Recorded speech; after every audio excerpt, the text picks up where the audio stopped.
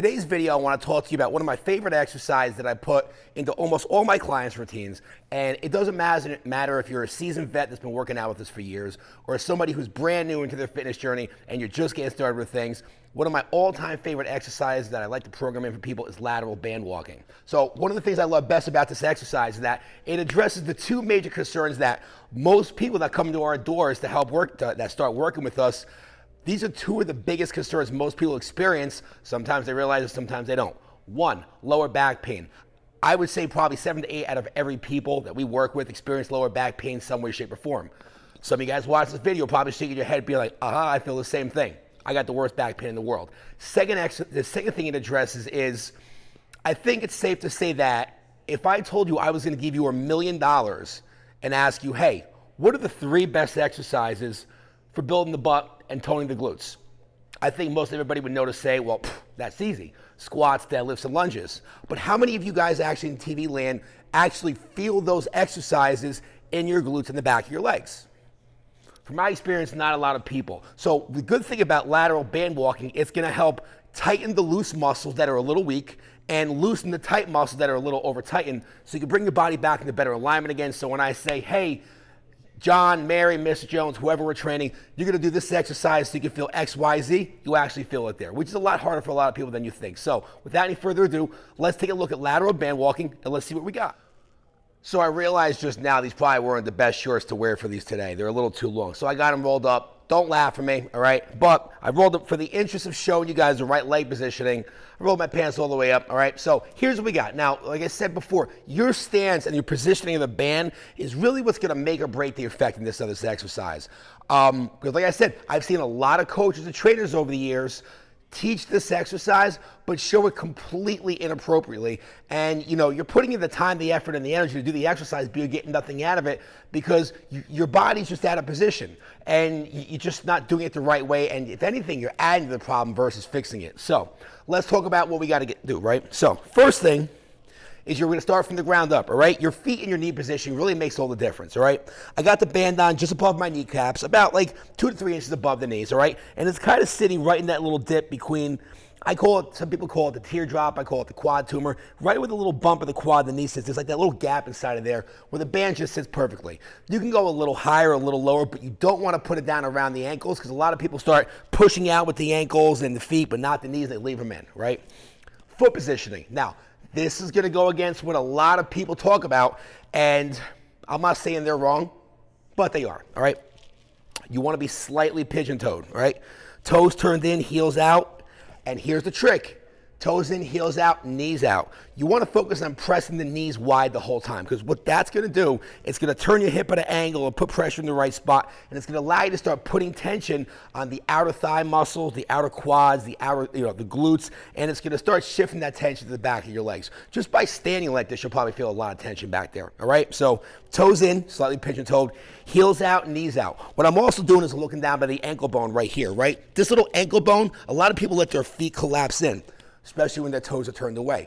We want to keep that, we call it inside ankle bone high, all right? Light on the tippy toes, light on the heels. I'm kind of bouncing on the outside edges of my feet. And if you just try standing like this, you'll feel a lot of tension shift to the back of the legs. Now, we're going to start with sideways, all right? Lateral band walking first. Typical lateral band walking, I'm checking my watch to make sure I don't go off camera, right? All I'm doing is a couple things.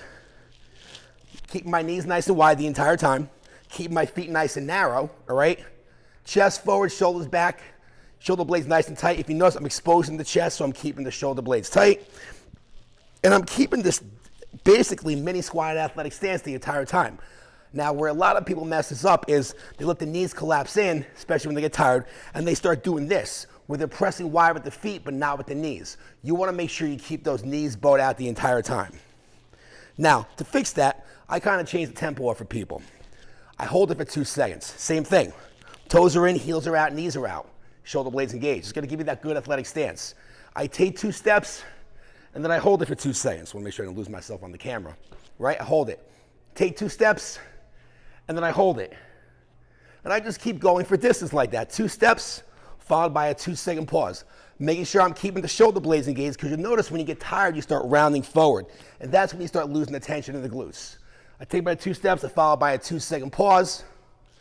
And I'm just keeping that tension out in the glutes. And doing that slight little pause like that gives you a second to refine your foundation, keep the glutes engaged, and really squeeze that spine and activate the glutes. You also have front to back. Front to back, slightly different, right? I'm gonna keep the same principles, pigeon-toed slightly, toes in, heels out, knees out, shoulder blades engaged, right? I'm in that good athletic stance if you're looking from the side, just like this, right? Chest is engaged, shoulder blades are engaged. And all I'm gonna do is, while I'm keeping my stance wide now, little steps side to side, right? I'm just keeping the width of my stance, little baby steps as I'm going. Riding the rails, I'm on the outside of the feet, right? Keep my shoulder blades engaged. Keeping that nice wide stance to my knees. If you notice, I'm not letting myself collapse in. Staying on the outside rail of the foot. Knees are wide the entire time. Heels are wide the entire time. Staying tight to the glutes. Staying tight to the shoulder blades so I can help activate the lats. We're gonna talk about it more in coming videos where we teach people how to use their shoulder blades and lats to help re-engage the glutes again. Usually when one muscle isn't working, we try to use one of the neighboring muscles to help wake it back up. In this case, we're using the shoulder blades. And all you do these small little distances back and forth. Some people go for reps, some people go for time, some people go for distance. But if you notice, what kind of a stance am I in right here?